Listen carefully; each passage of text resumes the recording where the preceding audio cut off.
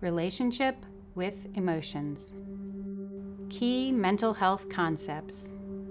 Emotional intelligence. Top-down and bottom-up processing.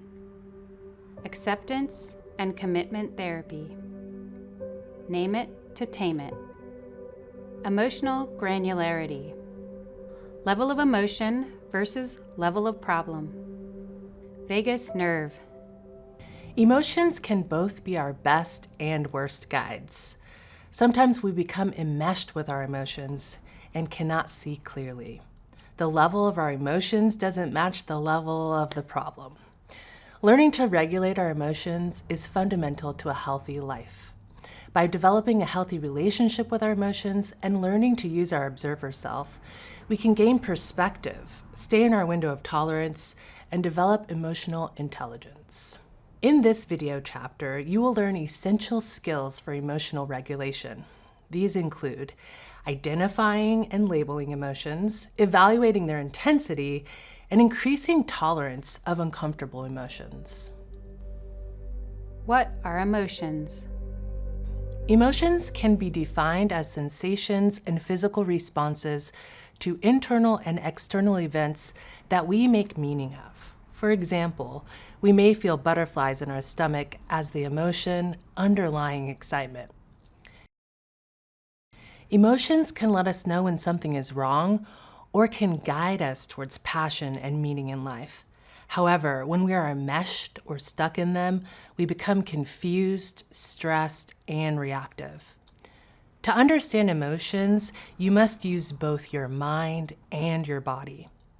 When is the last time you felt your heart race? You had butterflies in your stomach. You blushed. Your hair stood on end. Or you felt as if you were punched in the stomach when you got rejected.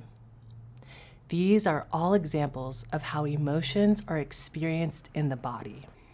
You have receptors in the brain that send signals down to the body that make you physically feel emotions. Likewise, you have receptors in the body that send information up to your brain that help you feel emotions. We call the first process top-down and the second bottom-up. If you feel anxious just thinking about a snake or something else that scares you, that's an example of a top-down process.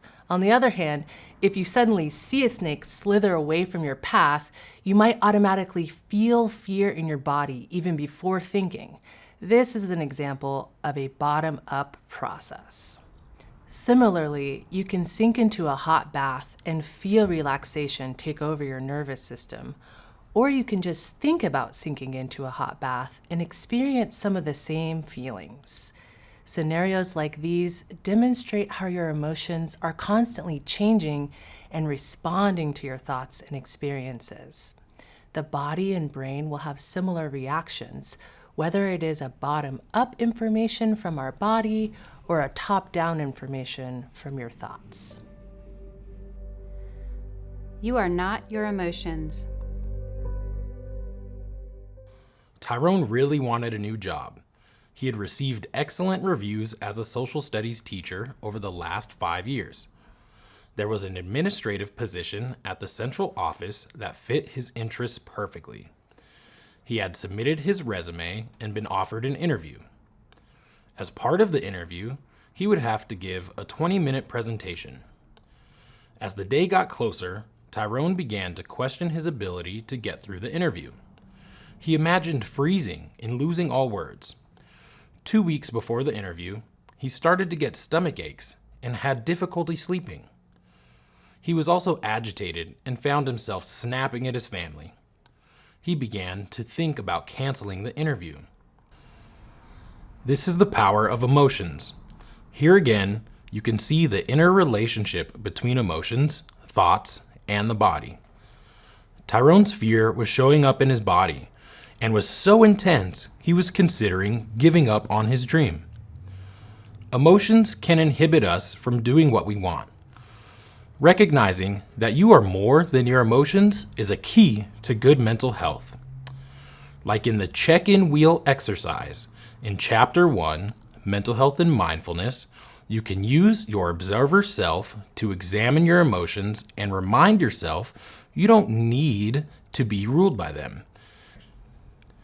In mindfulness practices, we focus on several statements to create some distance from our emotions and help observe them without being consumed by them. You are not your anxiety, your anger, or your excitement. You have anxiety, anger, or excitement, which is reflected in these I statements. I feel angry versus I am angry, or I am anxious versus I have anxiety. Pause. You can listen to your emotions and they can guide you, or you can decide not to listen to them. It is normal and adaptive for intense events to affect your body's ability to emotionally regulate, and there are skills you can learn to help heal. Good. There are times in your life, around age 3, adolescence, and midlife, when you often have more intense emotions because of what is happening in your brain and body. Everyone is different, and some people feel emotions more or less intensely than others. We all have different windows of tolerance. Understanding emotions is related to overall health and well-being. It takes time and practice to get a better understanding of your unique emotional responses and how to use them wisely, to be able to answer questions like, why did I react that way? What is making me so agitated? How do I communicate this effectively? Do I need to do anything to resolve these feelings? Emotional intelligence as a tool for emotional regulation. Although emotional intelligence can have many meanings, one of the ways to view it is as a set of skills that can be learned. There are at least 3 categories of these skills. 1. The ability to be aware of emotions and name them, otherwise known as emotional granularity. 2. The ability to use emotions for problem solving. 3. The ability to regulate emotions and help others regulate theirs. The next section on acceptance and commitment therapy and emotional granularity illustrates how these skills can be used to overcome anxiety. Name it to tame it, and emotional granularity. Acceptance and commitment therapy, also referred to as ACT, is a mindfulness-based approach to mental health. One of its core principles is to develop a relationship with emotions, which increases our willingness to have and experience them while recognizing that we are bigger than our emotions. We see ourselves like a container for them, like a jar holding marbles. Remembering we are just the jar helps us from losing our marbles. This is the acceptance step. The next step is commitment, following through with doing something we care about, even while experiencing intense emotions. In ACT, we learn to be more comfortable with our fears so they don't stop us from doing things. It doesn't mean the fears go away. Using an ACT approach with Tyrone and his anxiety about the interview, we would help him develop more awareness of his emotions, the first component of emotional intelligence. UCLA psychiatrist and mindfulness expert Daniel J. Siegel often uses the phrase, name it to tame it, to describe the regulating effect on the nervous system that merely identifying a feeling can have. Instead of trying to avoid the interview and his feelings of anxiety, Tyrone could explore his feelings more deeply. Being able to feel and label emotions with precision is a skill called emotional granularity. Research has found that practicing emotional granularity helps calm the nervous system and reduces the intensity of the emotions. In one study, researchers recruited participants who had arachnophobia, a phobia of spiders, and told them to walk toward a tarantula, although they could stop at any time. Each participant was then instructed to do one of 4 things: label their anxiety, think differently about the spider so it seemed less frightening, distract themselves from the anxiety, or do nothing. The researchers invited the participants to return to the lab and walk toward the tarantula again. The researchers measured how much the participants' palms were sweating, an indication of anxiety, and how close they were able to get to the tarantula. Those who had been instructed to label their emotions had the least physiological response and were able to get closest. In addition, the more emotions they could name, the less reactive they were, and the closer they got to the tarantula. In other research, practicing emotional granularity reduced the likelihood of acting aggressively. There are also long-term benefits for physical health.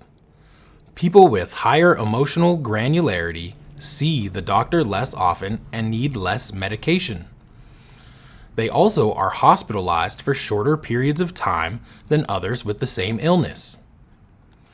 In Tyrone's case, helping him recognize that he had felt terrified and dreaded the interview instead of just identifying as stressed allowed him to better practice problem solving, the second component of emotional intelligence. Knowing he feels dread can help him question why he feels that way. He may realize he is worried he'll fail and make a fool of himself. After identifying this problem, he can respond rather than react to his intense feelings by developing strategies to help himself deal with the fear of failure. For example, he could garner support from friends and practice the interview and presentation a few times. We know that practicing something we are afraid of doing helps us feel more confident. Tyrone could also practice deep breathing and journal about why he wants to do the interview so his mind doesn't get hijacked by fear-based thoughts. With this plan, he will be able to practice the third component of emotional intelligence, managing his fear so that he can move forward with his goal of interviewing for the new job. In this way, Tyrone is acting according to his values and not the level of his emotions. Tools for managing emotions. How often do we let our emotions rule our decisions? Have you ever avoided a situation because you were afraid of even knowing, as Franklin D. Roosevelt said, there is nothing to fear but fear itself? Emotions are powerful and can get in the way of living a meaningful and healthy life if left unchecked. Understanding emotions and our relationship with them can help us make healthier choices and allow us to follow our dreams rather than our fears. The following sections review 2 ways you can help your observer self to help you understand your relationship with emotions to react more wisely in a situation. Observer self. Level of emotion versus level of problem. Emotions can feel big, but be about something small. For example, you may stay up all night worrying about a conversation you need to have with your partner. In the middle of the night, you may actually feel the problem is a 5 out of 5, with 5 being the highest severity. It can feel as if you don't say the right thing the right way, the whole situation will blow up. Your body reacts as if this is encountering a life or death situation. This is an example of your thoughts telling your body you are in danger, or top-down processing. You are lying in bed, totally safe and sound, but are experiencing high levels of stress, imagining a worst-case scenario. However, often what you are worried about isn't life-threatening. Even if there is a big conflict in your relationship, you can probably come up with a strategy to help resolve it, and it may actually improve your relationship or the situation. Other examples could include being frozen with fear over public speaking, getting furious that your partner keeps flipping the channels, feeling embarrassed about a comment you made at a staff meeting, feeling devastated by throwing an air ball during a basketball game. In all of these cases, the problem is not as big as the feeling, and is something that you won't remember in a few days. Using your observer self, you can identify when you are having these kinds of feelings to examine the level of the problem. You can increase awareness of the relationship between thoughts, emotions, and the level of the problem to work things out. Differentiating the levels. The scale in this figure can help you learn to differentiate between the levels. You can fill in the circles to identify the intensity of the emotions and the level of a problem. The scale for level of problem can be explained as follows. Level 1, momentary problem. You won't remember it tomorrow. The house is a mess, or maybe no one will go to the movies with you. Level 2, a little problem. You might remember it a week from now. The dishwasher breaks, you and your partner argue over whose family to visit for the holidays, things like that. Level 3, a medium problem. An event that could affect you for weeks to months. You might be having a major operation, or maybe you've lost a best friend. Level 4, big problem. An event that could affect you for many months or years. Maybe you were in an accident, lost a job, or have been emotionally abused. Level 5, there is an immediate danger to self or others. You may need to call 911. Something to note too is that some issues like racism and other forms of discrimination may fall into more than one category. For example, a racial microaggression experienced at work may seem momentary, but can also feel like a big problem related to society as a whole.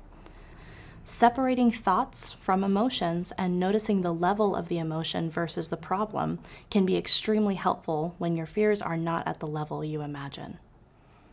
You may just be thinking about something, but not actually experiencing it, and not be consciously aware of this distinction. When you are more aware, for example, that emotions can be a 5, but that the problem itself may be a 2 or a 3, you can better calm yourself and respond to the situation. Doing this can help you increase your emotional capacity to deal with difficulties in life. Rather than reacting to every emotion, you have the perspective to respond. Emotions come and go. What do emotions have to do with mindfulness? Your observer self can help you discern when you should be guided by your emotions and when you should allow them to come and go without reacting to them. When you begin to examine your emotions, you realize they naturally come and go. They are constantly changing. You can learn to tap that central idea of the observer self, especially when you feel very stressed or depressed and are convinced that you will feel this way forever. This does not mean that some people have significant levels of depression or anxiety that need to be addressed at a higher level. It also doesn't mean you should not spend time listening to your emotions and using them to guide your actions. Instead, it means that even when you feel intense emotions, they are fluctuating, and you can learn ways to help decrease their intensity. You can better explore your emotions when you are not overwhelmed by them. Being mindful of your emotions means staying present with them without reacting or becoming enmeshed with them. You can see that emotions can increase in intensity at first, but at some point they subside, much like a wave. All emotions pass with time. So even if you feel like things will never change, that doesn't mean they won't. In the upcoming practices of surfing emotions and hand on heart, we explore how those emotions come and go, and how you can deal with them the same way, as something passing rather than fixed and unchanging. Anatomy and physiology. Emotions from bottom up or top down. One of the main ways our bodies help our brains determine what emotions to feel is through the vagus nerve. The vagus nerve is like a tree with roots. That is, it works from the bottom up, touching on most of our internal organs, including the abdomen and heart. The roots continuously send signals from the organs to our brainstem, where the vagus nerve connects to the brain. In fact, 80% to 90% of the signals in the vagus flow from the body to the brain, not from the brain to the body. What this all means for our emotions is that our bodies actually have a lot to do with how we feel. If you've ever experienced butterflies in your stomach or a gut feeling about someone, it is a sign your vagus nerve is at work. When your body feels physically healthy, the vagus sends signals to your brain that all is well, and you feel happy. The vagus also happens to be the main way your parasympathetic nervous system exerts control over your body. In relationship with breath, you learned that the parasympathetic nervous system helps you slow down, like the brakes in a car. The vagus is thus largely responsible for helping your heart and organs slow down. The health of your nervous system plays a vital role in your ability to regulate your emotions. Emotions have the potential to wreak havoc on your nervous system. Being stuck in fear, anger, or anxiety can keep your sympathetic system on go all the time, continuously releasing hormones that tell you things are not okay. Other emotions like joy, awe, and calm allow the parasympathetic nervous system to come into play and slow things down, allowing your body to rest and restore. Keeping balanced requires understanding of how to take care of your emotions. You can influence the health of your vagus nerve through mindfulness activities and exercises. This helps you to regulate your emotions. You can calm yourself by telling yourself calm thoughts, or by calming your body in a hot bath or doing gentle stretches. Understanding the two-way street of your vagus nerve helps you understand that you can regulate your emotions top down or bottom up. Any healthy relationship includes acceptance, compassion, and good communication. By examining your emotions with curiosity rather than avoiding them, you can understand more clearly how to relate to them. Let's practice. Practice 1, surfing emotions. Take a moment to sit quietly, closing your eyes if you feel comfortable doing so, or leaving them open if you prefer. And now, move your attention inward. Notice any sensation you feel inside that feels like an emotion. It may be heat, a vibration, or fluttering, or you may not feel anything at all at first. Just take a moment to observe what you might feel. What feelings go with those sensations? Try to stay with that feeling, observing its quality. Where is it in the body? Is it big or small? You might notice that the emotion changes as you observe it. Sometimes you might feel it more strongly, and sometimes it may fade. You can imagine being at the top of it as it gets intense, and then surfing down it as it lessens. Keep watching your emotions and noticing what comes up and when they change. If any emotion feels overwhelming, it's okay to open your eyes and refocus attention to something in the room around you. Reflections on the practice. Take a moment. Where did you feel or notice your emotions in your body? Did the emotions come and go in intensity?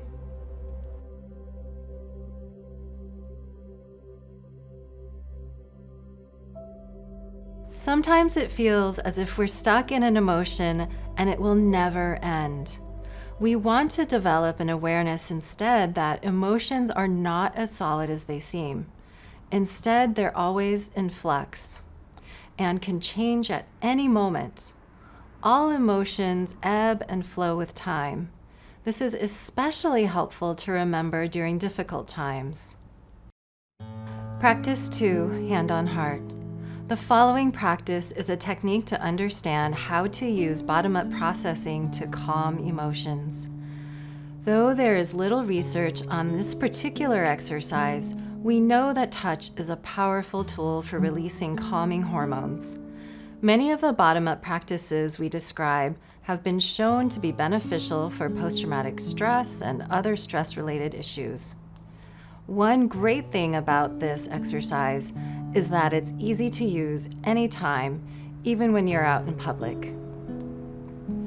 Put your right hand over your heart for a few moments.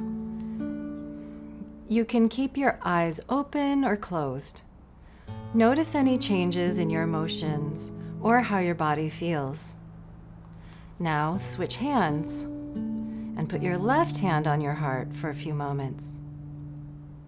Again, notice any changes in your emotions or how your body feels. And now let's switch back and forth one more time with each hand. Put your right hand over your heart. Wait a few seconds. And then put your left hand over your heart.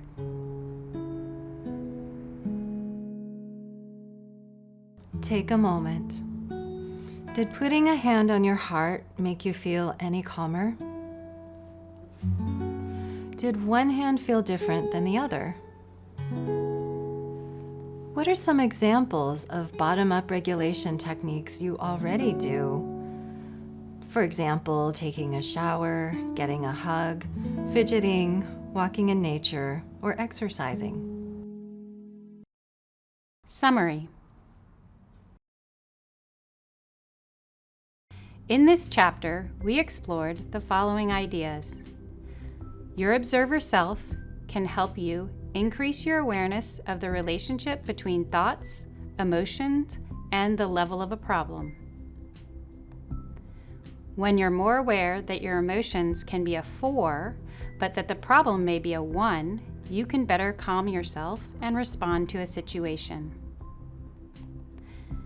Daniel Siegel often uses the phrase, "name it to tame it," to describe the regulating effect that merely identifying the feeling can have on the nervous system. We don't need to fear or avoid emotions. Instead, we can have a healthy relationship with emotions and communicate our needs effectively. Living in reaction to every emotion leaves us feeling out of control, whereas living with our emotions and getting to know them better allows us to listen and respond with skill. The ability to regulate emotions is critical to good communication. Mindfulness helps us realize that emotions are forms of communication and can be used wisely. Used wisely, both anger and love have changed the world for the better.